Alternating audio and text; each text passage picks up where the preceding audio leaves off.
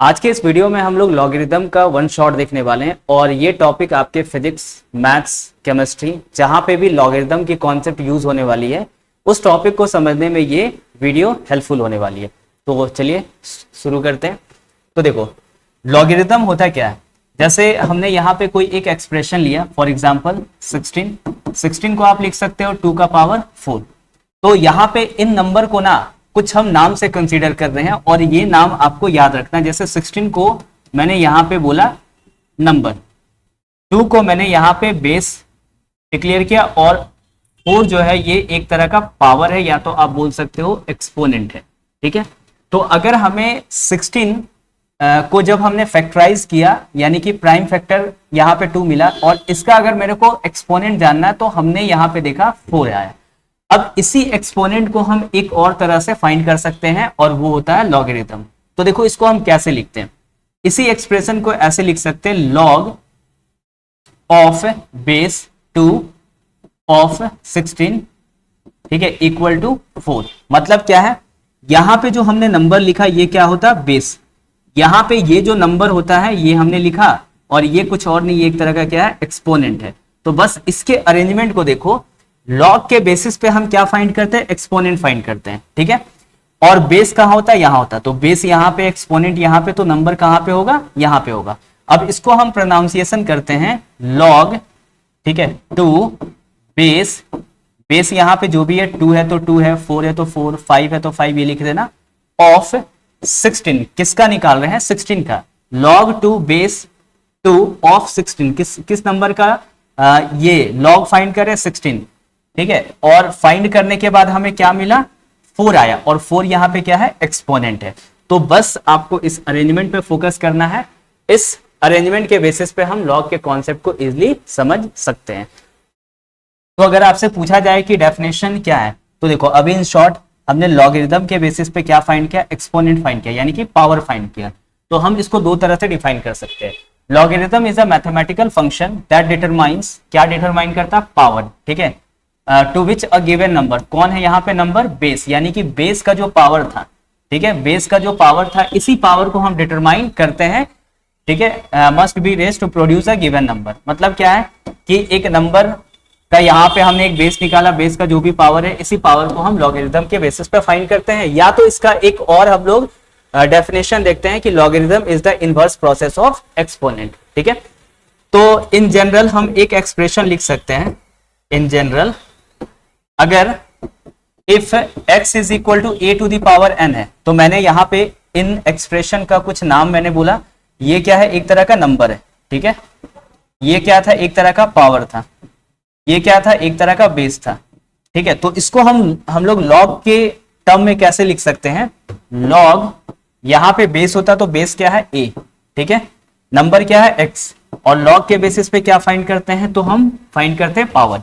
यानी अगर हमारे पास ये दिया हुआ है तो हम ये लिख सकते हैं और अगर हमारे पास ये दिया हुआ है तो हम ये लिख सकते हैं। मतलब ये दोनों एक दूसरे का कह सकते हो ये सिमिलर स्टेटमेंट है। ठीक है, चलिए कुछ क्वेश्चंस हम लोग फाइंड करते हैं इस एक्सप्रेशन और इस एक्सप्रेशन के बेसिस पे। ठीक है, तो जैसे आपके पास 3 क्वेश्चन है, इसमें इसकी वैल्यू क्या होगी ये बताना है। तो देखो इसको हम क्या मान लेते हैं, x मान लेते हैं। इसको हमने सॉल्व किया, लॉग बेस 981 की जो वैल्यू है कुछ भी आया, दैट इज मैंने मान लिया x। ठीक है, अब जरा समझो, इसको हम लोग ऐसे समझते हैं, ये अगर फॉर्मेट दिया हुआ तो इसको इसमें कन्वर्ट करेंगे और ये अगर फॉर्मेट दिया हो तो इसको हम लोग इसमें कन्वर्ट करेंगे। ठीक है, तो यहां पे देखो इस नंबर को हम लोग क्या बोलते थे, बेस, इसको हम लोग क्या बोलते थे, एक्सपोनेंट। ठीक है, और ये क्या था, हमारा नंबर था। तो ठीक है, इसको अरेंज कर लो, नंबर यानी कि 81, ठीक है, बेस क्या हो गया 9 और इसका पावर क्या हो गया x। इसको ऐसे लिख सकते हैं। अब पावर हमें यहाँ पे देख सकते हो कि x जो है वो पावर में है, तो 9 का पावर 2, 9 का पावर x। अगर बेस सेम है तो पावर क्या होता है, इक्वेट। यानी इस केस में इसकी जो वैल्यू है, इसकी जो नेट वैल्यू हो वो कितना है, 2 है। उसी तरह से इसको ट्राई करते हैं, लॉग बेस √2 4। ठीक है, अगर इसकी वैल्यू हमें फाइंड करना तो अगेन इसको x मान लेते हैं। ये क्या है, ये बेस है, ये एक्सपोनेंट है, ये क्या है, नंबर है। तो ठीक है, number is equal to base क्या हो गया √2 और इसका पावर क्या हो गया x। तो 2 का पावर 2 और इसको लिख सकते हैं 2 का पावर x/2। बेस सेम है तो पावर को आप इक्वेट कर लो, यानी x की जो वैल्यू है वो कितना आ जाएगा, 4 आ जाएगा। ठीक है, चलो जी नेक्स्ट क्वेश्चन। अब जैसे ये है तो अगेन इस पूरे वैल्यू को आप x कंसीडर कर लो। ठीक है, ये बेस, ये नंबर और ये क्या हो गया, पावर। तो आप इसको ऐसे भी लिख सकते हो 1728 इज इक्वल टू बेस यानी कि 2√3 और इस पूरे का पावर क्या हो जाएगा, x। इसको अगर आप फैक्टराइज करोगे 1728 को अगर आप फैक्टराइज करोगे 1728 को अगर आप फैक्टराइज करोगे तो देख लेना, जैसे यहां से जो भी फैक्टराइज करोगे तो ये बेसिकली 2 का पावर 6 आ जाएगा और 3 का पावर 2 आ जाएगा। इसको आप फैक्टराइज करके देख लेना। ठीक है, और ये पावर दोनों पे जाएगा, दैट इज 2 का पावर x और ये हो जाएगा 3 का पावर, ठीक है, x बाई ये हो जाएगा 2, सॉरी 3 का पावर 3 होगा। ठीक है, 2 का पावर 6 और 3 का पावर कितना हो जाएगा, 3 हो जाएगा। इसको आप कैलकुलेट कर लेना। जैसे एक एग्जांपल देख लेते हैं, ये हो जाएगा 2 8 जा 16, 2 6 जा 2 4 जा, ठीक है, 2 4 जा 2 3 जा 2 2 जा, फिर 2 2 जा 2 6 जा 2 6 जा। ठीक है, एक मिनट, 2 1 जा और 2 6 जा, फिर 2 1 जा 0 और ये 8, फिर 2 5 जा 4 जा, फिर 2 इसको सॉल्व कर लेना, ये 27 और ये 3 9 बार में और 3 ये हो जाएगा 3। तो देख लो 1 2 3 4 5 6, 2 का पावर 6 और 3 जो है वो 3 दिख रहा है।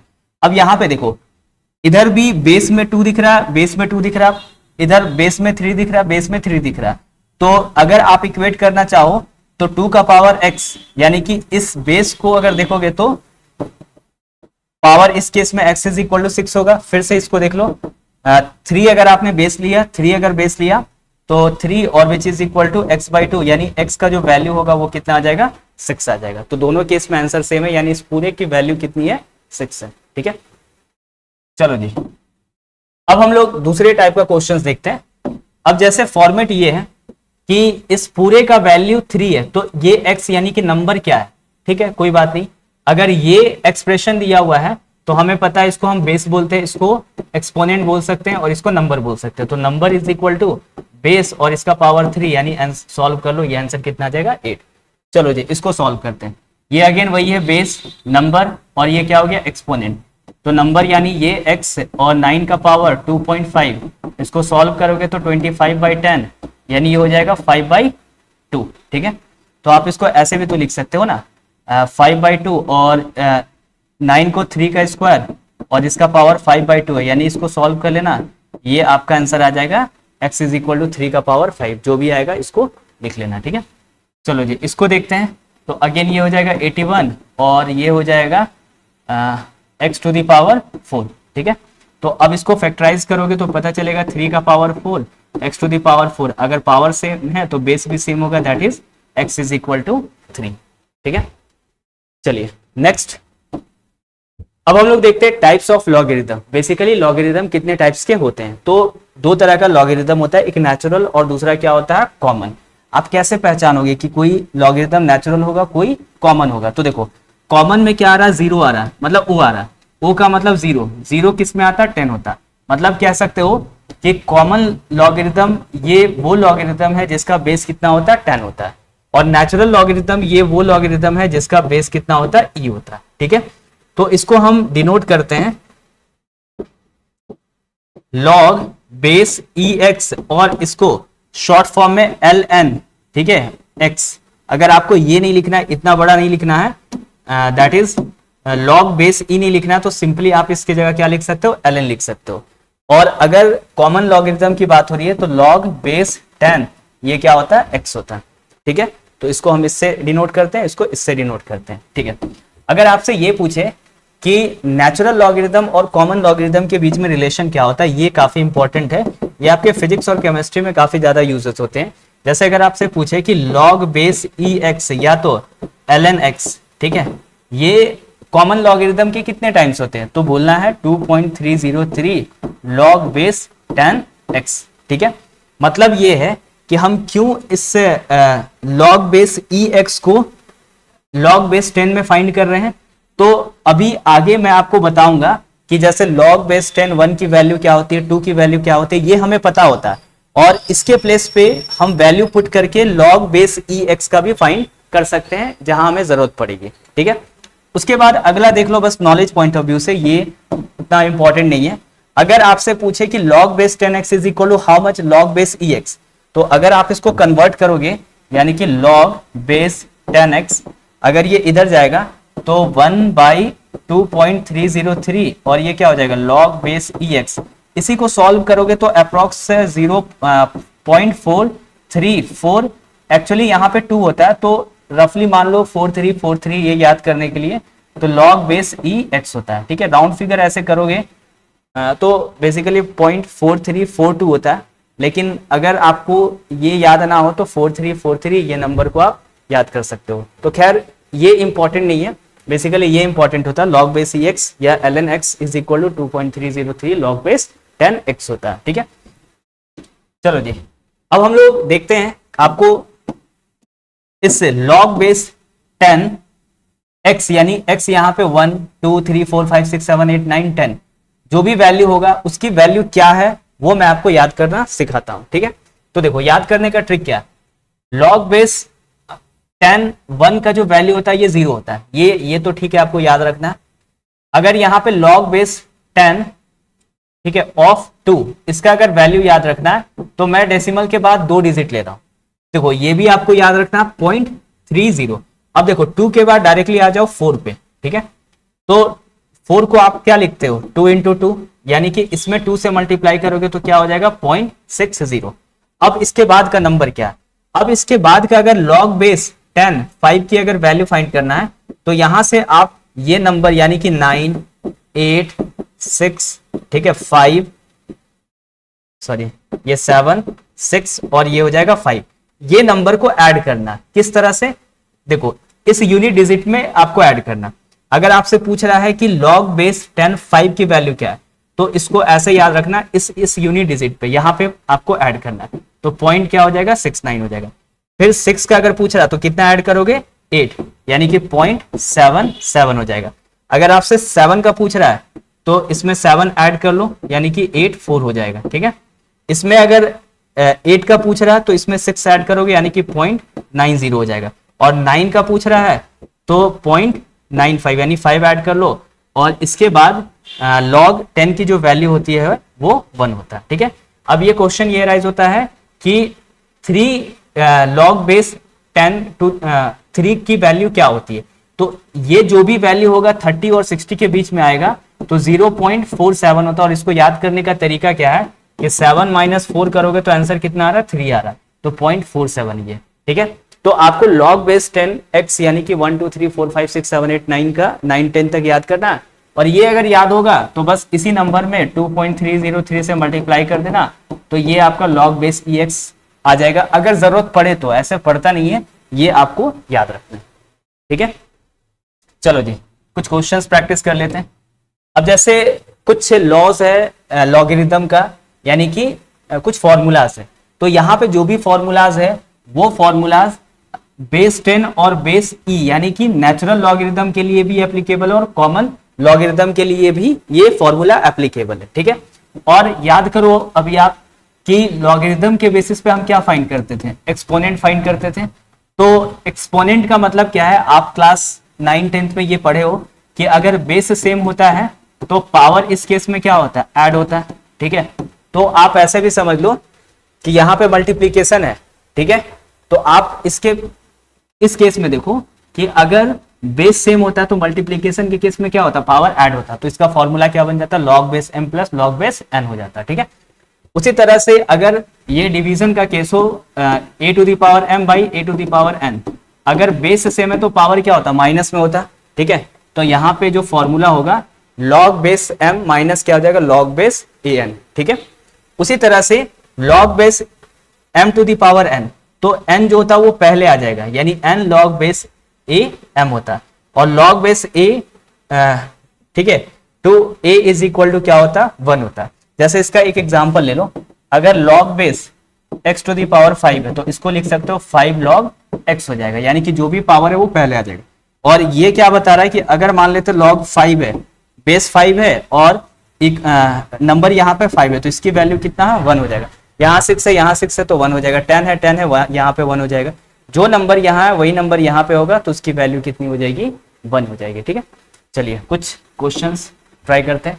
जैसे देखो पहला क्वेश्चन ये है कि log 2 की वैल्यू ये दी हुई है, log 3 की वैल्यू ये है, तो आपसे log 12 की वैल्यू फाइंड करने के लिए बोला जा रहा है। तो देखो log 12 को आप क्या लिख सकते हो, log 2 का स्क्वायर, ठीक है, और इंटू क्या है 3, ऐसे 4 इंटू 3 भी लिख सकते हो, लेकिन हमें इस दो वैल्यू का यूज करना है, तो आप इसको लिख सकते हो। अभी जस्ट हमने देखा प्रोडक्ट वाला रूल था कि log m इंटू एन होता है तो log m plus log n होता है। ठीक है, तो आप इसको ऐसे भी लिख सकते हो, log 2 का पावर 2 प्लस क्या हो जाएगा log 3।